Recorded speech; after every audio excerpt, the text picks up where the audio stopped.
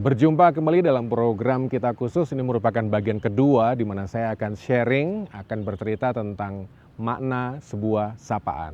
Bagaimana ini mumpung suasananya lebaran dan juga masih suasana halal bihalal, apakah kita sudah terbiasa untuk menyapa? Mungkin kalau pas unjung-unjung silaturahim ke tetangga, atau barangkali yang mudik bisa juga keliling-keliling ke saudara dan kerabat, Assalamualaikum atau permisi gitu ya. Apakah kita sudah terbiasa dengan hal itu? Sepele memang nampaknya, tapi coba kita amati, coba kita amati.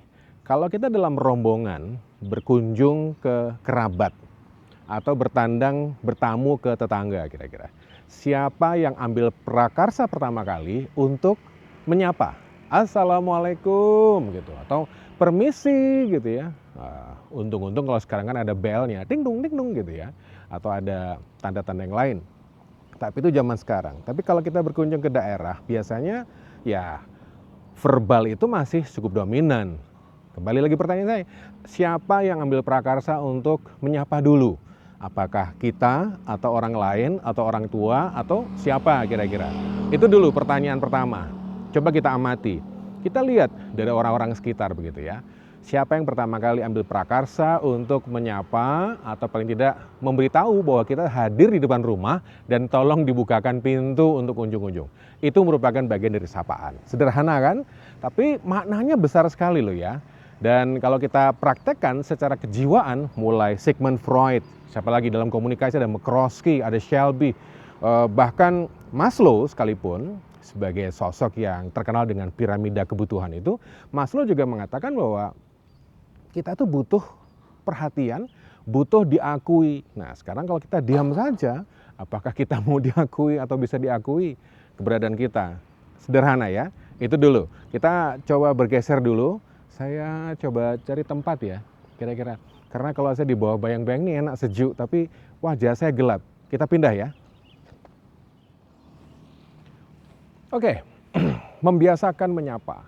Dalam konteks keseharian itu merupakan bagian dari komunikasi. Baik itu merupakan komunikasi suara dengan suara kita atau dengan bahasa tubuh kita. Kadang-kadang kita Assalamualaikum, kadang seperti itu ya, kalau kelihatan tatap muka.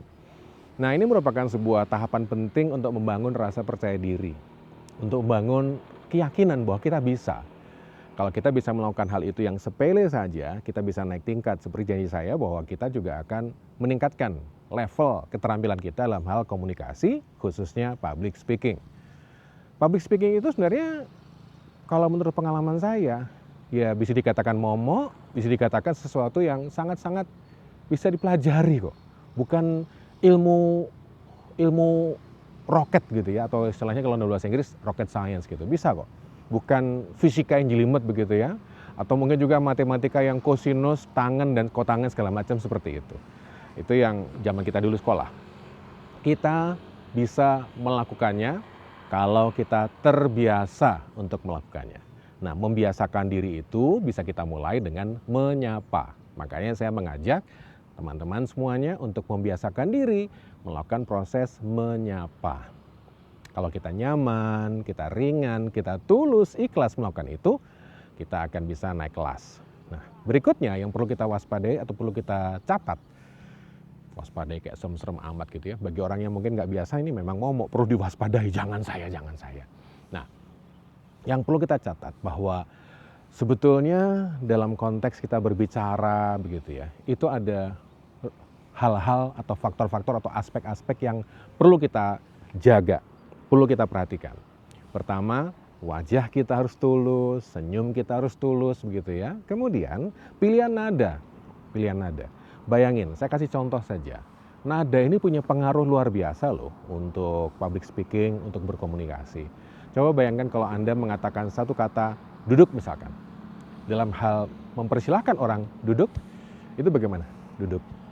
Tapi dalam hal situasi Anda marah, apakah Anda bisa mengatakan duduk itu dengan tenang, dengan wajah yang cool begitu, atau dengan nada yang tegas dan dalam begitu? Satu kata saja. Jadi ini merupakan maksud saya bahwa perbedaan dan pemilihan nada itu sangat berpengaruh pada bagaimana orang lain menerima apa yang ingin kita sampaikan. Itu penting sekali. Kemudian kalau kita misalkan Itu nada. Kalau misalkan kita sudah memasuki nada, sekarang saya coba ilustrasikan bahwa sebuah hal komunikasi atau dalam hal komunikasi, namanya public speaking, itu ibaratnya kita merangkai kata-kata. Merangkai kata-kata menjadi sesuatu yang menarik, menjadi sesuatu yang indah dalam tataran seni begitu, dan menjadi sesuatu yang bermakna. Kalau kita ingin melakukannya seperti itu, tentu saja kita harus memikirkan dan kita harus memilih kata-kata yang seperti apa yang bisa memberikan kesan baik pada audiens kita, atau pada orang yang sedang kita hadapi, atau pada khalayak yang sedang kita hadapi. Ini dulu. Jadi latihan berikutnya adalah nada. Sekarang saya kembali ke basic.